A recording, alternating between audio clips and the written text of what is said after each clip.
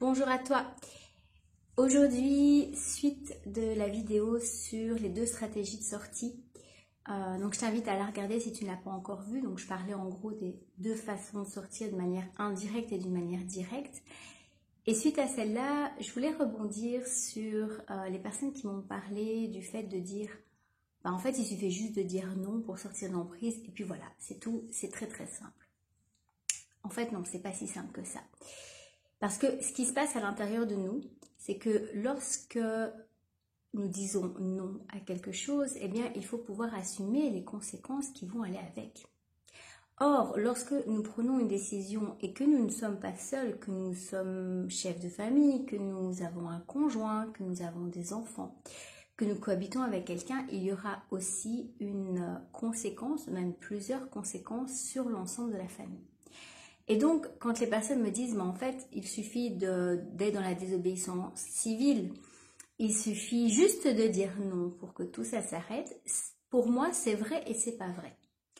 C'est vrai dans certains cas lorsque on a fait déjà un parcours intérieur où on a travaillé toutes ces peurs, où on a conscientisé aussi l'impact de nos décisions sur les autres et qu'on a pris compte des autres au niveau émotionnel, qu'on a pu communiquer avec les autres personnes de sa famille, qu'on a pu être sur la même longueur d'onde.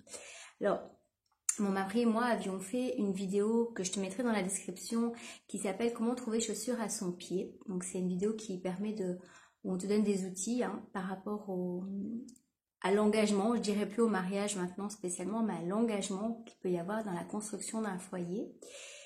Et dans cette vidéo, eh bien, à un moment donné, je parle du fait d'attendre l'autre quand on n'est pas au même niveau d'évolution dans un quelconque domaine. Parce que un des conjoints peut évoluer dans un domaine et l'autre dans l'autre domaine. C'est pas une question de compétitivité ou de savoir qui est meilleur que l'autre.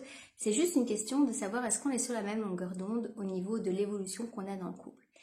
Quand on ne veut pas attendre, et donc là je pense aux personnes qui sortent de l'emprise comme par exemple une secte où c'est une famille entière, qu'il y en a un qui a compris, eh bien s'il dit bah moi j'ai compris, voilà pour mon confort, je m'en vais, je refais ma vie ailleurs, il laisse tomber sa famille, on ne peut pas dire que son engagement a vraiment eu un impact sur sa prise de décision. On peut comprendre qu'il y a des personnes qui le fassent de manière directe, d'une manière plus frontale, plus facile à faire dans le sens où la sortie elle est quand même plus dure au niveau de la densité, mais la conséquence sera plus dure aussi. Donc c'est plus facile à faire pour les personnes qui n'aiment pas le côté de la stratégie. Et donc si on se dit on sort d'emprise mais on n'attend pas l'autre, eh bien on n'est pas non plus à l'écoute de l'engagement quand c'est possible parce que forcément attendre 5 ans, 10 ans, 30 ans que l'autre se réveille, c'est pas toujours possible pour certaines personnes. Il y en a qui l'ont fait, puis il y en a d'autres pour qui c'est pas possible.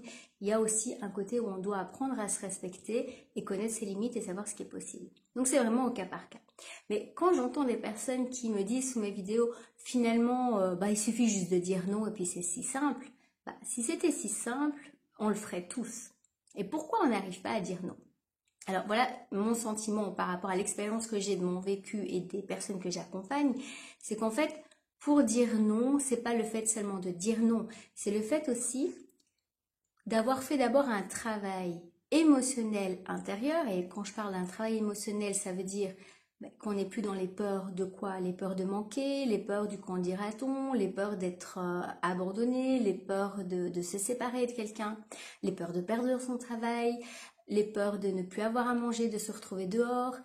Et donc tout ça pour te dire que finalement, penser qu'il suffit de dire non et la solution, c'est oublier tout le processus qui a amené une personne à pouvoir que son non finalement se fasse de manière naturelle et que ça soit sa souveraineté qui a été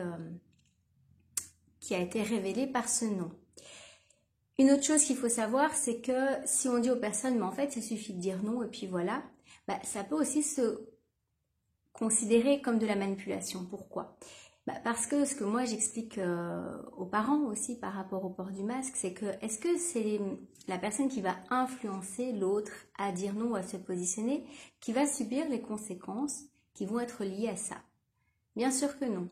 C'est la personne qui va peut-être dire non alors qu'elle n'en est pas spécialement convaincue parce qu'elle aura vécu une pression qui va faire que finalement, c'est elle qui va subir 2 fois, parce que finalement, elle se dit, bah finalement, je suis en train de subir quelque chose que je n'ai peut-être pas décidé des 2 côtés. Donc, elle est 2 fois sous emprise. Alors, je t'invite par rapport à ça, plutôt que de se dire, bah, la solution, elle est si facile, à comprendre que la sortie d'emprise est vraiment une problématique, je dirais, très complexe, que c'est vraiment la problématique, je dirais même liée à toute la construction de l'humain, parce que finalement on a toujours vécu sous cette emprise au niveau mondial et que la majorité des personnes qui sont sous l'emprise de la manipulation ont toute leur vie vécu cette problématique. Et donc je t'invite à réfléchir au fait de pouvoir arriver à obtenir le résultat de sortie d'emprise, mais avec le respect pour soi-même et le respect aussi des autres, et ne pas être dans cette violence de vouloir avoir une solution qu'on pense être la solution. Voilà, sur ce, eh bien, je te dis à la prochaine où je vais te parler de comment éveiller les personnes avec l'électrochoc, solution finale, mais qui peut être quitte ou double. Voilà, à tout bientôt!